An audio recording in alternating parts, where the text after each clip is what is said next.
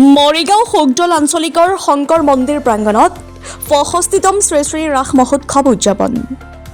ৰাজ্যৰ প্ৰান্তে প্ৰান্তে ৰাস মহোৎসৱ উদযাপন তাৰ সমান্তৰালভাৱে মৰিগাঁও জিলাৰ অন্তৰ্গত শোকদল আঞ্চলিক শংকৰ মন্দিৰ প্ৰাংগণত শ্ৰী শ্ৰী কৃষ্ণৰ ৰাস মহোৎসৱ উদযাপন কৰে। তিনিদিনীয়া বৰ্ণাঢ্য কাৰ্যসূচীৰে পালন কৰে শ্ৰী শ্ৰী কৃষ্ণৰ ৰাস উৎসৱ। উল্লেখ্য যে শৰৎকালৰ জ্যোৎস্না প্লাবিত ৰাতিত গোপীসকলক প্ৰেম ৰসত আপ্লুত কৰি শ্ৰীকৃষ্ণই যি লীলাৰে বৃন্দাবন উৎফুল্লিত কৰি তুলিছিল, সেই প্ৰেম লীলাই ৰাস মহোৎসৱৰ প্ৰতিপাদ্য বিষয়। বিগত বছৰবোৰৰ দৰে এই বছৰো উলহ মালহেৰে পালন কৰা হৈছে ৰাস মহোৎসৱ।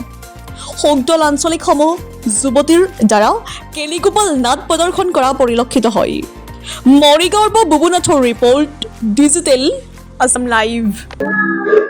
আঞ্চলিক শংকৰ মন্দিৰ হয়। আমাৰ ইয়াত 4টা চুবুৰী আছে: শোকদল, বেৰবৰী, শোকদল, সৰুবৰী, শোকদল, মাদাহাটী আৰু শোকদল চৰকাবৰী। আমি সকলোখিনি ৰাইজে আমি লগ লাগি আমি ইয়াতে শ্ৰী শ্ৰী কৃষ্ণ ৰাস যাত্ৰা আৰু শংকৰ জন্মোৎসৱ আৰু আমাৰ ভাগৱত পাঠ এনেকৈ পৰম্পৰা হিচাপে আজি প্ৰায় 65 বছৰ আমি অনুষ্ঠান পাতি আছোঁ আৰু আমাৰ এইভাৱেই মানে অনুষ্ঠানবিলাক চলি আছে। আৰু আমি বৰ্তমান ছোৱালী ৰাস পাতি আছোঁ।